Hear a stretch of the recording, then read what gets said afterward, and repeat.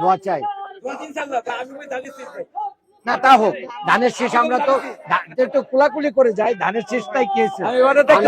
আমরা ধানের শেষের বিপক্ষের লোক না, সবাই তো একসাথে জেল খাচ্ছি নাকি? ইনশাআল্লাহ সবাই মিলে। আমি 5 বার খাচ্ছি। আমি ম্যাডাম জিয়ার সাথে যাত্রাবাড়ি থানার গাড়ি পোড়া মামলা 3 মামলার আসামি, ম্যাডাম খালেদা জিয়ার সাথে মামলার আসামি আমি। বুঝতে পারছেন?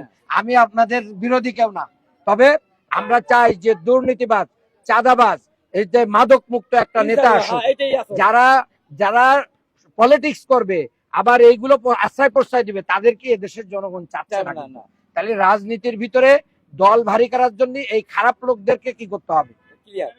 এদেরকে সাইড দিয়ে দেন।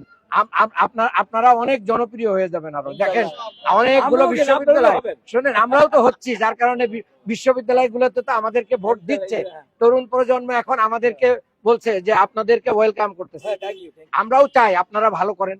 আমরা ধানের শীষ দাঁড়িপাল্লা, আমরা পরস্পর বিরোধী না, আমরা একই ইয়েতে এখন একসাথে।